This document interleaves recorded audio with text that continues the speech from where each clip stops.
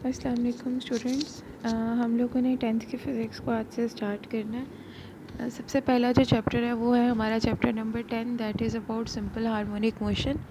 Chapter number 10 is very important for the long questions. ये board का सबसे important chapter है जिसमें से हमेशा एक लॉन्ग क्वेश्चन ज़रूर आता है। वो हम लोग साथ साथ डिस्कस करते जाएंगे, लॉन्ग क्वेश्चन किस टाइप के आते हैं, लॉन्ग क्वेश्चंस में क्या क्या आता है। तो सिंपल हार्मोनिक मोशन का ये चैप्टर है। इसमें हम लोगों ने सिंपल हार्मोनिक मोशन को जब स्टडी करना है तो उससे पहले ये इम्पॉर्टेंट है कि हम लोग रिकॉल करें कि वाइब्रेटरी मोशन क्या होती है और वाइब्रेशन हम लोग किस चीज़ को कहते हैं। अगर इस ऊपर दिखाए हुए पैराग्राफ में आप लोग देखें तो यहाँ पे लिखा हुआ है, a body is said to be vibrating if it moves back and forth और to and fro about a point. कोई भी बॉडी जो है वो उस वक्त वाइब्रेट कर रही होती है जब वो एक पॉइंट से आगे पीछे मूव कर रही होती है, ये वाइब्रेशन होती है।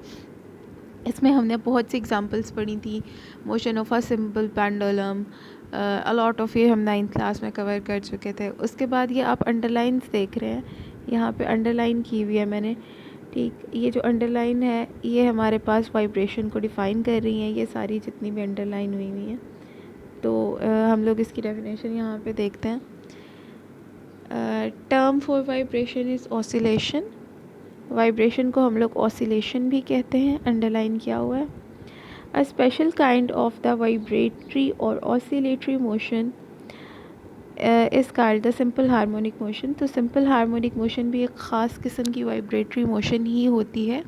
अब ये होती किस किस्म की वाइब्रेशन है ये आपको यहाँ पर अभी मैं इसकी डेफिनेशन में बताती हूँ। हमारे पास पेज नंबर 5 पे इसकी डेफिनेशन लिखी हुई है सिंपल हार्मोनिक मोशन की। ये चैप्टर थोड़ा सा आगे पीछे इन्होंने बनाया हुआ है, बट हम लोग सबसे पहले पेज नंबर 5 पे इसकी डेफिनेशन को अंडरस्टैंड करते हैं। कि आपके सामने ब्लू कलर के पैराग्राफ में इसकी डेफिनेशन जो है वो दी हुई है। This is all the definition of simple harmonic motion. तो इसको देखें, इसमें लिखा हुआ है simple harmonic motion occurs. Simple harmonic motion उसको कहा जाता है या उस वक़्त होती है व्हेन नेट फोर्स, जब टोटल फोर्स, जो एक चीज़ पे जितनी भी फोर्स लग रही है, is directly proportional to the displacement from the mean position and always directed toward the mean position. जब इस हमारे पास जो डिस्प्लेसमेंट कवर करे एक ऑब्जेक्ट अपनी असल जगह से हट कर वो मीन पोजीशन की तरफ वापस जाए, और जो है हमारे पास जितनी भी चीज़ें हैं वो मीन पोजीशन की तरफ डायरेक्ट कर रही हूँ। अब मीन पोजीशन क्या है ये मैं आप लोगों को इस एक एग्ज़ाम्पल में यहाँ पर समझा देती हूँ। आप देखें कि यहाँ पर आपको एक सिंपल हार्मोनिक मोशन की एग्जांपल दिखाई गई है। This is the example of a mass attach to the spring.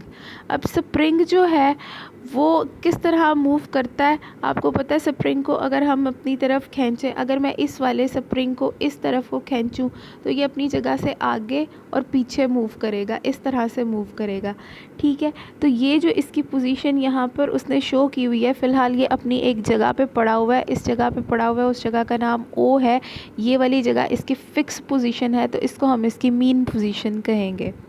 फिर क्या हुआ कि हमने इस मैस को इस तरफ को फोर्स लगाई और ये अपनी जगह से यहाँ पर आ गया, इस वाली जगह पर, यानी पॉइंट ए पर आ गया यहाँ पर। तो ये हो गई इसकी एक्सट्रीम पोजीशन। अब जैसे ही हम लोग इसको छोड़ेंगे तो ये किस तरह मूव करेगा, ये पहले यहाँ से यहाँ तक जाएगा ओ तक, और फिर एकदम से इसके आगे चला जाएगा एक ख़ास हद तक, यहाँ तक, ठीक है। यानी अभी इस थर्ड वाली में देखें कि हमने इस मैस को छोड़ा तो ये इस तरफ को मूव किया और यहाँ तक जाकर इसने मूवमेंट शो कर ली पॉइंट बी तक। जब ये पॉइंट बी पर आया तो पॉइंट बी पर आकर अगेन इसने क्या करना है, वापस ए की तरफ, ओ की तरफ मूव करना है और फिर वापस ए की तरफ जाना है। फिर ए पे जाके ये वापस आएगा ओ की तरफ और फिर बी की तरफ, एंड अगेन उसका ये प्रोसेस चलता रहेगा। एक स्प्रिंग आगे पीछे इस सरफेस के ऊपर ऐसे ही मूव करेगा। तो ये हो गई हमारी एग्जांपल सिंपल हार्मोनिक मोशन की। अब डेफिनेशन में क्या लिखा हुआ था, सिंपल हार्मोनिक मोशन अकर्स।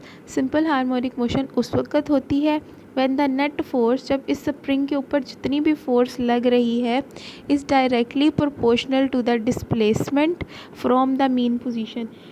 कि जो जितनी भी फोर्स लग रही है वो किसके टाइप डिस्प्लेसमेंट को ये उसने एक्स से शो किया है। डिस्प्लेसमेंट का मतलब है मीन पोजीशन से दोनों एक्सट्रीम पोजीशंस तक का डिस्टेंस, यहाँ से यहाँ तक का डिस्टेंस और यहाँ से यहाँ तक का डिस्टेंस, यानी ओ पॉइंट से ए पॉइंट तक का डिस्टेंस और ओ पॉइंट से बी पॉइंट तक का डिस्टेंस एक्स से शो करेंगे इसको, ये इसका डिस्प्लेसमेंट होता है। Directed toward the mean position का मतलब हमेशा इसका दोनों पॉइंट्स पे जब मैच चला भी जाएगा तो वो डायरेक्टली वापस आ जाएगा ओ पर अपनी मीन पोजीशन पे। इसका मतलब ये हो गया। And is always directed toward the mean position, और हमेशा इसकी डायरेक्शन मीन पोजीशन की ही तरफ रहती है।